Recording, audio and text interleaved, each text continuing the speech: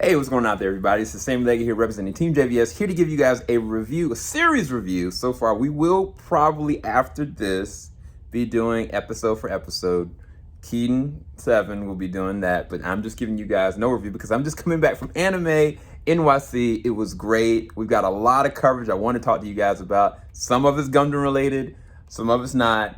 But I was like, on my ride back to where I live, I started checking out MSt Gundam, The Witch from Mercury. So I'm just gonna read a brief synopsis, then I'll kind of go and spitfire from there. In an era of a multitude of corporations have entered space and built a huge economic system, Suletta Mercury from the remote planet Mercury transfers to Asticassia School of Technology run by the Beneritt Group, which dominates the mobile suit industry. Now, just a little bit of background of Suletta.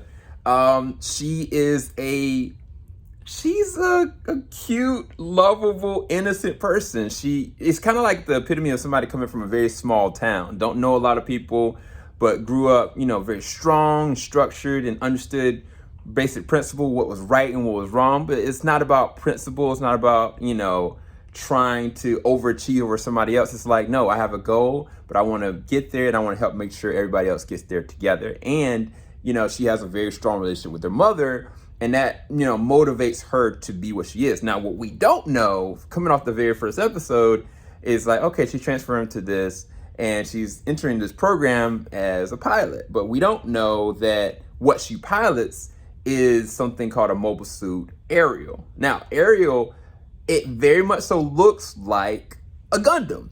And so when we first see her, she's kind of like on a dock. She sees somebody randomly in subspace, and she's like, we got to go and save him. So she goes out there, grabs him, and she literally is taking her destiny in her hands, whether she knows it or not, because from that point, she meets her destiny, so to speak, and possibly her first real friend in Erin. Now, Erin, her dad is the president, and she really just aspires to go to Earth. You don't know a lot about her backstory necessarily, other than she's estranged from her father, and she had a deep connection with her mother, but that now has been pushed towards other things, whether that is her garden, whether that is being very structured or specific, or knowing a lot of different things about organization, government, politics, but not caring to do any of it because she feels as though she has been backed into a corner because of her father. Other characters in this are Shadiq, Gruel, and Elaine. Elaine is a very interesting individual because of the house. So there's a lot of different houses that are involved in this. And it's a lot of politics involved, because one house may be like, okay, our Gundam, our pilot, our son is such and such, and I don't want to spoil too much, but he's unbeatable. You can't beat him, and he's gonna be a rising star. If there's a war situation, you're gonna buy mobile suits from us because this is the draw, this is the benefit. That's why this school is here, to make sure these individuals are fashioned in the right way. Now, the crazier thing is that this is a school. So it's kind of like, if you've ever seen Darling in the Franxx. It's not like that necessarily, where it's like, a brainwashing situation, but these kids are being bred for war times, which is interesting because it hasn't necessarily happened yet. And I don't know that it will within the confines of this season, but if they continue things going, it's gonna be very fascinating, because there has to be somebody that is a mechanic. There has to be somebody that is a navigator. There has to be somebody that's a pilot. There has to be somebody that understands the intricacies of how this works from the politics standpoint. And then there has to be the business person.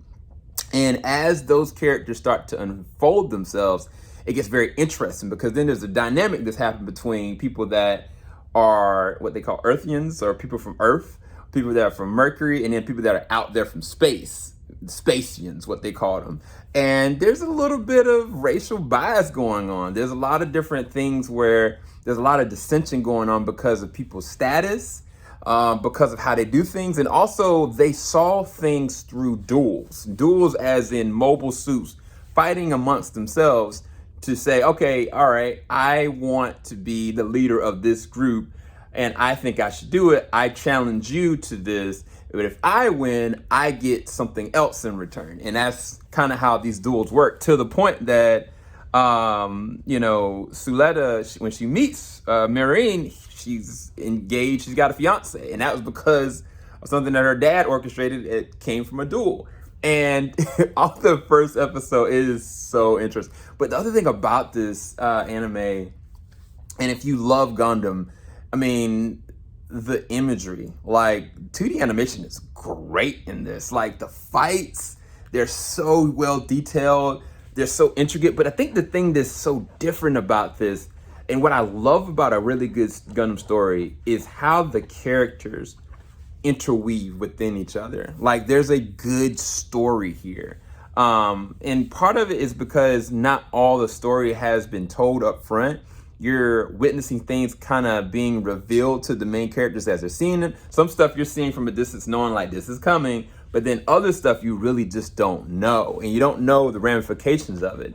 And I mean, a part of it is even the detail of the name. What does it mean to say the witch from Mercury? What is the classification of a witch? If you really get that, that's a spoiler within itself that I don't want to reveal to it.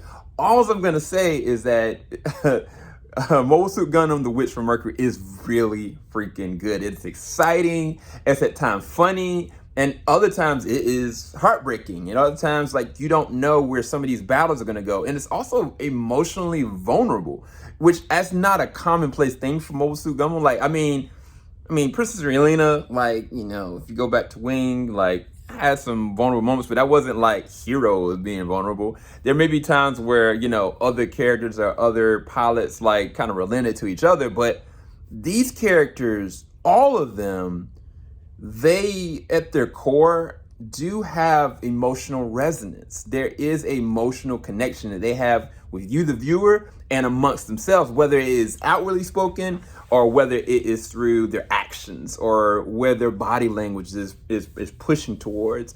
And I think that those simplistic moments make for a very interesting dynamic, to the point that and again, a lot of Mobile Suit, series don't continue past 2 seasons, if even that.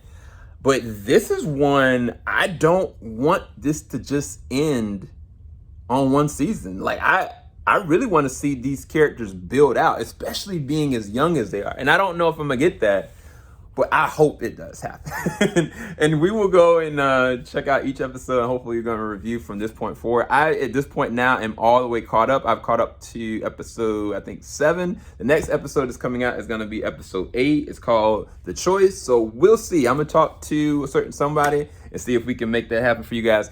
I'll talk to you guys soon. Make sure you like, subscribe, hit the bell button. And you don't want to miss our anime NYC content, especially if you're a Mobile Suit Gundam fan. Peace, people.